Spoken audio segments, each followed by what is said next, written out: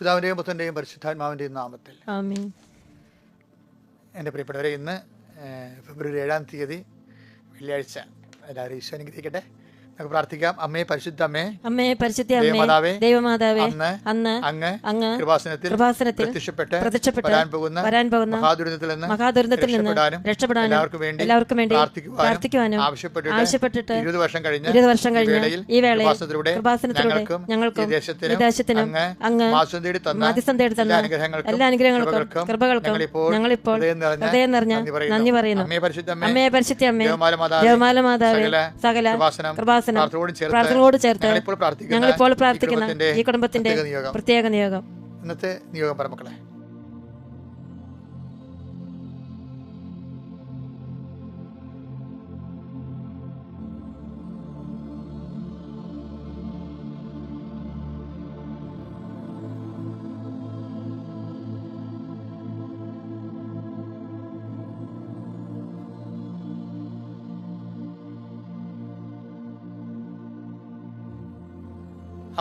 അമ്മയുടെ പ്രത്യക്ഷീകരണത്തിന്റെ ഈ ദശക വേളയിൽ ഞങ്ങൾക്ക് സാധിച്ചു തരുവാൻ കനിയണമേ.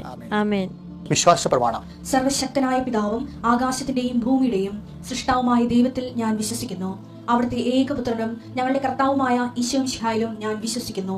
ഈ പുത്രൻ പരിശുദ്ധാത്മാവിനാൽ ഗർഭസ്ഥനായി കന്യകാമറിയത്തിൽ നിന്ന് പിറന്ന് പൊന്തിയോസ് പീലാത്തോസിന്റെ കാലത്ത് പീഡകൾ സഹിച്ച് കുരിശിൽ തറയ്ക്കപ്പെട്ട് മരിച്ച് അടക്കപ്പെട്ട് പാതാളങ്ങളിൽ ഇറങ്ങി മരിച്ചവരുടെ ഇടയിൽ നിന്ന് 3-ാം നാൾ ഉയർത്ത് സ്വർഗത്തിലേക്ക് എഴുന്നള്ളി സർവശക്തിയുള്ള പിതാവായ ദൈവത്തിന്റെ വലതുഭാഗത്തിരിക്കുന്നു.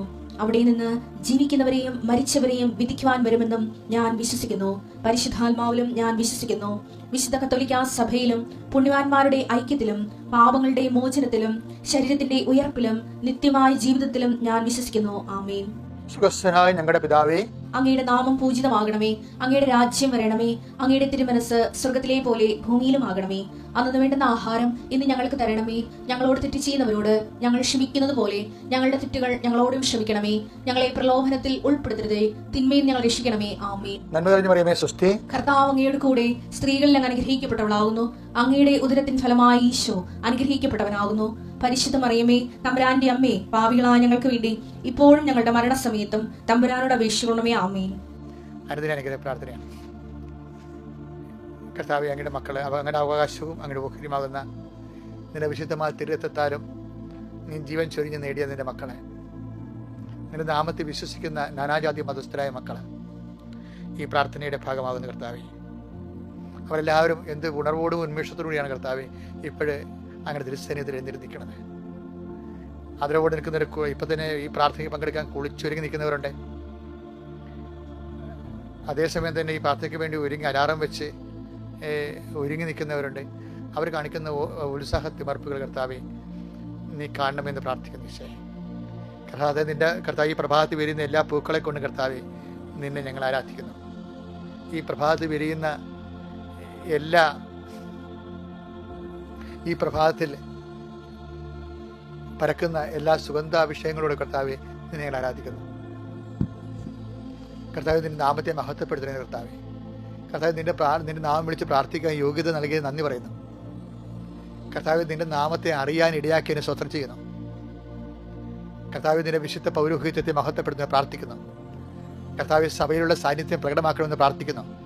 കർത്താവ് അങ്ങയുടെ കരുണ മാത്രം അർഹിക്കുന്ന മക്കള്, അങ്ങയുടെ കരുണ ലഭിക്കാതെ ഒരു അടി മുന്നോട്ട് പോകാൻ പറ്റാത്ത മക്കൾക്ക് വേണ്ടി പ്രത്യേകം പ്രാർത്ഥിക്കുന്നു. കർത്താവ് സഹായിക്കാൻ ആരുമില്ല, നല്ല ഉപദേശം തരാൻ ആരുമില്ല.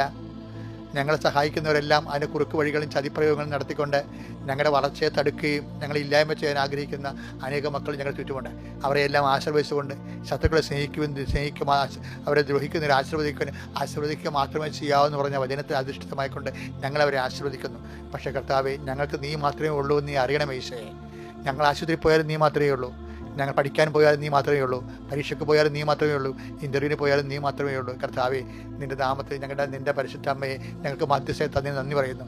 അമ്മയെ ഞങ്ങളുടെ ജീവിത രംഗങ്ങളിലേക്ക് പറഞ്ഞു വിടാൻ വേണ്ടി അമ്മയെ ഞങ്ങൾ ഓരോ നിമിഷവും ഞങ്ങൾക്ക് അമ്മയുടെ സ്നേഹവാത്സല്യം അനുഭവിക്കാൻ കഴിയുന്നവർ നന്ദി പറയുന്നു. ദൈവത്തിൻ്റെ കരുണ എല്ലാവർക്കും ആവശ്യിക്കട്ടെ. കർത്താവേ, പല തകർച്ച കാരണം പെട്ടെന്ന് വിശ്വാസം ഇടിഞ്ഞു പോയവരുണ്ട്.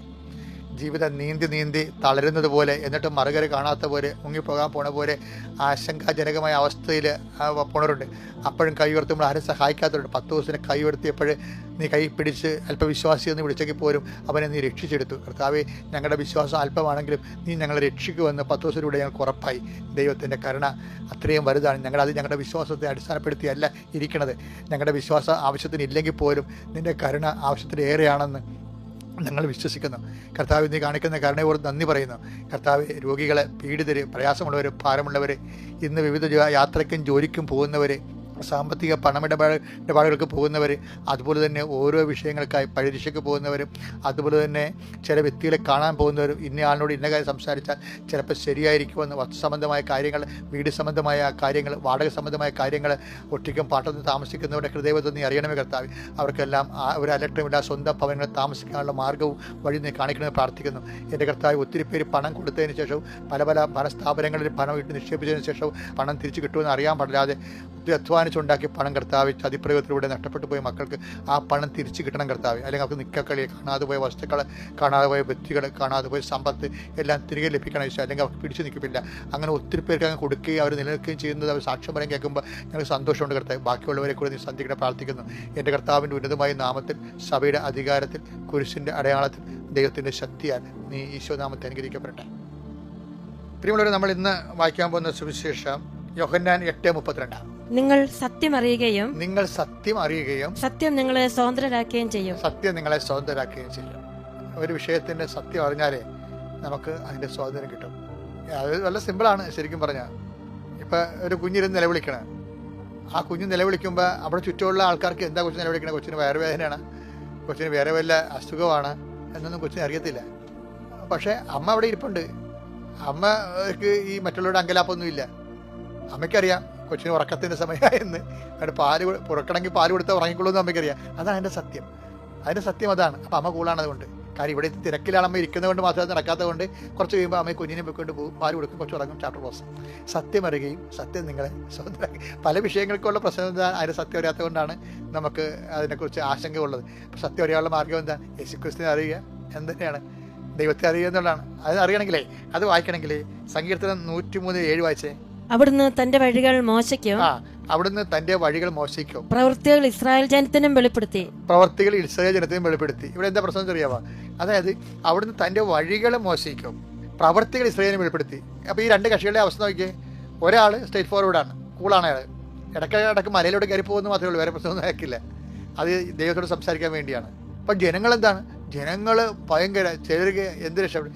ഈ കാളക്കുട്ടിയെ കണ്ടപ്പോൾ ഇതാണ് ഈജിപ്തിൽ നിന്ന് രക്ഷിച്ച ദൈവം എന്ന് പറഞ്ഞ് അവർ അതിനെ ആരാധിച്ച് ഡാൻസ് കളിച്ച് അങ്ങനെ അവർ ചില സമയത്ത് പറയും, നീ ഞങ്ങൾ ഈജിപ്തിലോട്ട് പറഞ്ഞു വിട്, ഞങ്ങൾക്ക് അവിടുത്തെ ഇറച്ചിച്ചട്ടിയെക്കുറിച്ചും സവാളയെക്കുറിച്ചും ഉള്ളിയെക്കുറിച്ചും ഓർക്കുമ്പോൾ കൊതി കൂർന്ന് ഞങ്ങൾ ചാകും.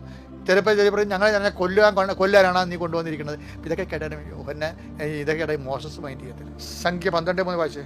മോശ ഭൂമുഖത്തുള്ള എല്ലാ മനുഷ്യരിലും വെച്ച് സൗമ്യനായിരുന്നു.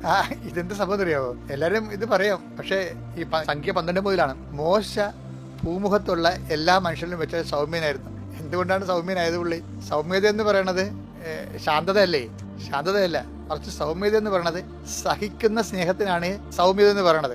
സഹിക്കുന്ന സ്നേഹത്തിന്റെ കൂടെ ഉണ്ടാകുന്നതാണ് കാത്തിരിക്കുന്ന സ്നേഹം. കാത്തിരിക്കുന്ന സ്നേഹം കൂടി ചേരുമ്പോഴാണ് ക്ഷമ വരണത്. എല്ലാം കോമ്പൗണ്ടാണ് ശരിക്കും പറഞ്ഞത്. അതായത് സഹിക്കുന്ന സ്നേഹം, സൗമ്യതയുടെ കൂടെ കാത്തിരിപ്പ് കൂടി കഴിഞ്ഞാൽ പ്രത്യാശ. സഹിക്കുന്ന സ്നേഹത്തിന്റെ കൂടെ പ്രത്യാശ കൂടിക്കഴിഞ്ഞാൽ ഉടനെ ക്ഷമയാവും. അപ്പം അതിൻ്റെ എന്തൊക്കെ ഉണ്ട്? സ്നേഹമുണ്ട്, പിന്നെ എന്താണ്? പ്രത്യാശയുണ്ട്, പിന്നെ എന്താണ്? സഹനമുണ്ട്. അപ്പം സഹിക്കുന്ന സ്നേഹം, സൗമ്യത പ്ലസ് പ്രത്യാശ, ക്ഷമ. മോശ ഭൂമുഖത്തുള്ള എല്ലാ മനുഷ്യരെക്കാളും സൗമ്യനാണെന്ന് പറയുമ്പോൾ എന്താണ്? മോശ നല്ല ശരിക്കും ദൈവസ്നേഹം അനുഭവിച്ചതെന്ന് അർത്ഥം. നല്ല ശരിക്കും ദൈവസ്നേഹം അനുഭവിച്ചിട്ടുണ്ട്. ദൈവസ്നേഹം അനുഭവിക്കാത്ത ഒരാളിന് രക്ഷാകരമായ സൗമ്യത എല്ലാവർക്കും ഉണ്ടായി. പച്ചക്കറി കഴിക്കുന്ന എല്ലാവർക്കും സൗമ്യതയില്ലേ? ഇറച്ചി കഴിക്കുന്ന എല്ലാവരും ചട്ടക്കാരും കൊട്ടക്കാരുമാണ്. പക്ഷെ അതല്ല സുവിശേഷവിധമായ സൗമ്യത. അതല്ല, അത് ആധ്യാത്മികമാണത്. അതായത് ദൈവവുമായിട്ട് ആത്മബന്ധം ഉണ്ടാകുമ്പോൾ ഉണ്ടാകുന്ന സൗമ്യതയാണ്. കാര്യം സത്യമായിക്കറിയാം.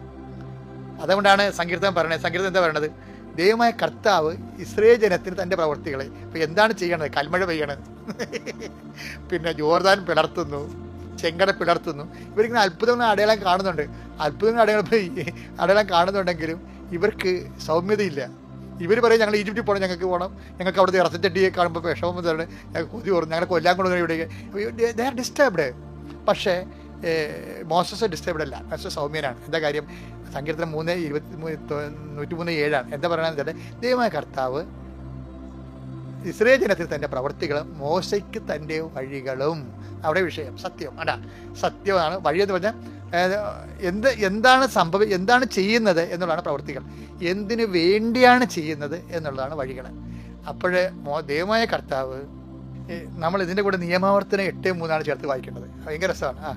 അവിടുന്ന് നിങ്ങളെ എളിമപ്പെടുത്തുകയും അവിടെ നിങ്ങളെ എളിമപ്പെടുത്തുകയും വിശപ്പറിയാൻ വിടുകയും നിങ്ങൾക്കും നിങ്ങളുടെ പിതാക്കന്മാർക്കും അപരിചിതമായിരുന്ന മന്ന കൊണ്ട് നിങ്ങളെ സംതൃപ്തരാക്കുകയും ചെയ്തത് അപ്പം കൊണ്ട് മാത്രമല്ല കർത്താവിന്റെ നാവിൽ നിന്ന് പുറപ്പെടുന്ന ഓരോ വാക്കുകൊണ്ടുമാണ് മനുഷ്യൻ ജീവിക്കുന്നതെന്ന് നിങ്ങൾക്ക് മനസ്സിലാക്കി തരാൻ വേണ്ടിയാണ്. നിങ്ങൾക്ക് സത്യം ആണ്, സത്യം അത് മനസ്സിലാക്കി തരാൻ വേണ്ടിയാണ്. കണ്ട, ഇത്രയും വചനം ഇന്റർകണക്റ്റഡ് ആണ് ഇതുമായിട്ട്. എന്ന് വെച്ച് കഴിഞ്ഞാൽ നമ്മൾ തുടങ്ങി എങ്ങനെയാണ്?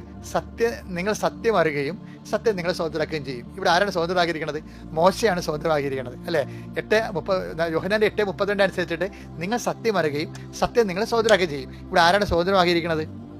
മോശസാണ് സ്വതന്ത്രമായിരിക്കുന്നത്. എന്താ കാര്യം? മോശസിനെ കുറിച്ചാണ് പറയണത്. എന്താ പറയണത്? അതായത് മോശ സംഖ്യാപുസ്തകം 12:3 എന്താണ്? ഭൂമുഖത്തുള്ള എല്ലാ മനുഷ്യരെക്കാൾ സൗമ്യനായിരുന്നു. എന്തുകൊണ്ടാണ് കാര്യം?